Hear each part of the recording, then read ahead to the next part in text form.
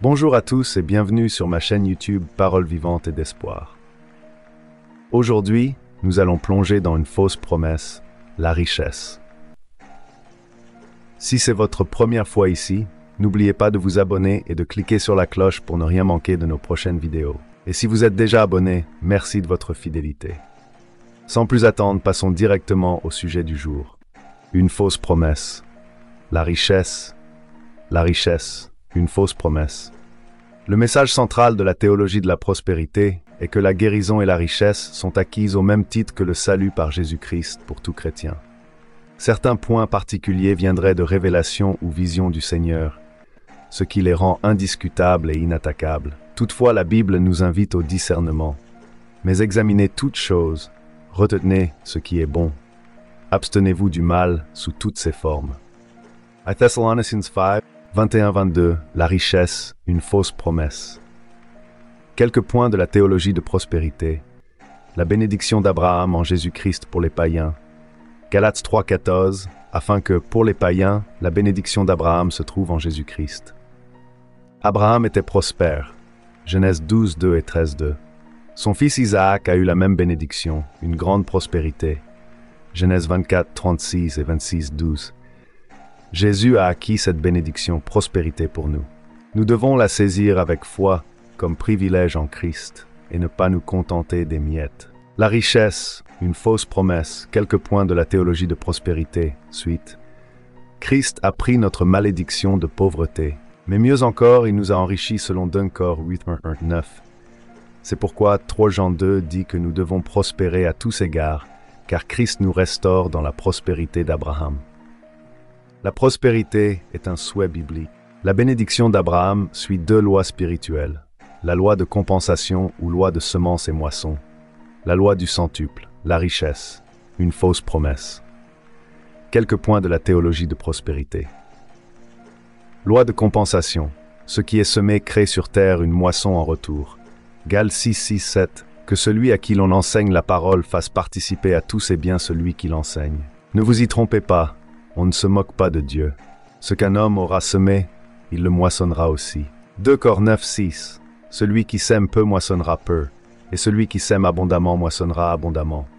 Loi du centuple. On obtient littéralement au centuple, comme Isaac, tout ce qui est donné par la foi.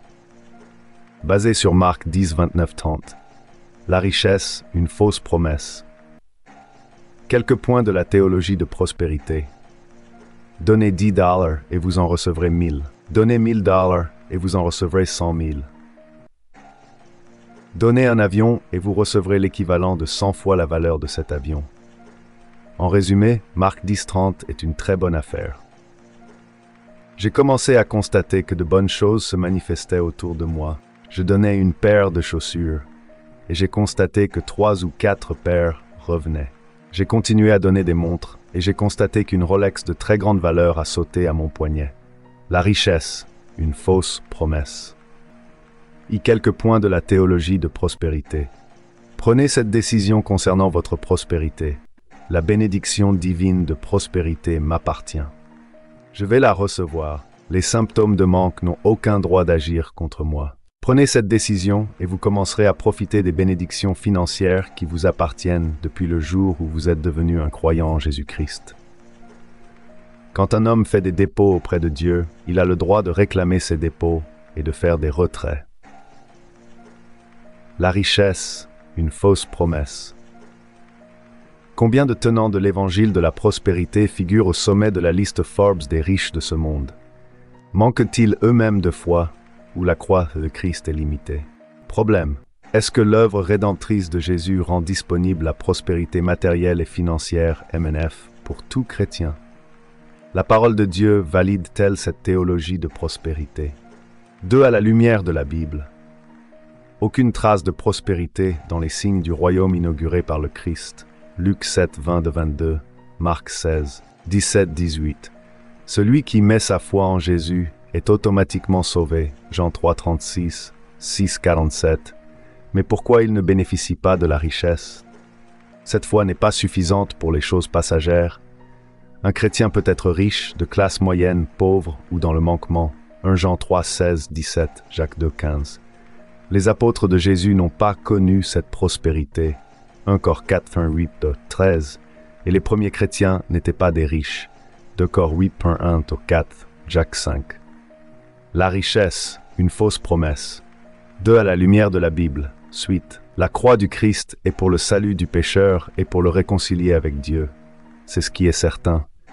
1 Tim 1.15, 1 Cor 15.1-3, Jean 3. Être enfant de Dieu est infiniment mieux que devenir héritier de la bénédiction matérielle d'Abraham. Jean 1.12, Rome 8.16-17. Dans ce monde actuel, le gage de notre glorieux héritage, c'est le Saint-Esprit. Ephésiens 1.14, 2 Cor 1.22. La vraie richesse selon Dieu n'est pas la prospérité matérielle et financière de ce monde. Jacques 2.5, Matthieu 6, 19, 21. Tout chrétien est riche spirituellement. La richesse, une fausse promesse. Elle a la lumière de la Bible, suite. Si Christ est venu nous restaurer dans la prospérité, pourquoi les méchants prospèrent sans Christ? La prospérité n'est pas forcément le signe d'une bénédiction divine. Soit 13.3-12, Luc 16.19. C'est insensé de se laisser dépouiller et asservir par les apôtres de la prospérité. 2 Cor 11.19. Avertissement très sévère pour ceux qui accumulent des richesses pour vivre dans les voluptés et le luxe au détriment des autres. Jacques 5.1-5, Philippiens 3.18-20. Contre la cupidité qui est une idolâtrie. Matthieu 6.24, F5. La Bible dit qu'il y a plus de bonheur à donner qu'à recevoir. Acte 20.35. L'évangile de prospérité ne met pas l'accent sur le bonheur de donner, mais plutôt se focalise sur la joie de recevoir. La richesse, une fausse promesse. Un verset biblique hors contexte est un prétexte utile pour justifier toutes sortes de théologies. Dans Galates chapitre 3, Paul compare la malédiction de la loi, car on ne peut la pratiquer totalement, à la bénédiction de la justification par la foi en Jésus-Christ. Lire Verset 6-14. Il y a seulement référence à la foi d'Abraham et non à sa prospérité matérielle et financière. Précisons que les grandes richesses d'Abraham, Isaac ou Job sont des bénédictions divines et non une accumulation des offrandes et dons de personnes manipulées avec malice. 2 Cor 8.19. Christ nous a enrichis, oui, de bénédictions spirituelles, comme dit Ephésiens 3. La richesse, une fausse promesse. Dans 3 Jean 2, prospérer à tous égards comme prospère ton âme est une salutation conventionnelle, donc un souhait et non l'établissement d'un principe biblique qui crée une corrélation directe entre la prospérité de notre âme et nos finances. La certitude ici, c'est encore la prospérité spirituelle. Jean ne dit pas « je proclame, je déclare au nom de ». 2 Cor 9, 1, 6, 7 égale 6, 7, 8 prennent bien l'image de la semence et de la moisson. Mais il ne faut pas établir une proportionnalité mathématique entre moisson et récolte. Peu ou abondamment n'est pas absolument la quantité, mais surtout la qualité du don et du donateur, sans contrainte, avec joie, semé pour l'esprit, comme le montre le précieux don de la pauvre veuve, Luc 21, 1, 4. La richesse, une fausse promesse. Même chose pour la loi du centuple dans Marc 10, 29, 30. Précisons que ce texte ne parle pas du tout d'offrande. Il est donc déplacé d'en faire une bonne affaire financière. Il s'agit de ceux ont quitté, par nécessité ou par contrainte, famille et maison pour Christ et l'Évangile, qui recevront beaucoup plus dans la famille de Dieu. C'est plutôt les frères et sœurs, les mères et les enfants qu'il faut multiplier et non les dollars, sans oublier d'ajouter les persécutions. Conclusion, l'Éternel règne encore. Il peut bénir ses enfants de diverses manières, par des diplômes, le travail, une situation financière aisée, comme il peut choisir de nous faire passer par le désert. Dans tous les cas, il reste le fidèle pourvoyeur. Mais l'œuvre rédemptrice de Christ n'a pas pour but de nous enrichir financièrement et matériellement. Est-ce que je donne à Dieu par reconnaissance, par amour, pour sa gloire, ou en vue d'une récolte personnelle sur terre? Est-ce que j'ai une relation familiale avec Dieu, père et fils-fille, ou une relation bancaire, un client qui fait de dépôts et des retraits? Et voilà, c'est tout pour aujourd'hui. J'espère que cette vidéo sur une fausse promesse, la richesse, vous a plu et que vous avez appris quelque chose de nouveau. N'hésitez pas à laisser un commentaire ci-dessous pour partager vos pensées et poser vos questions. J'adore lire vos retours.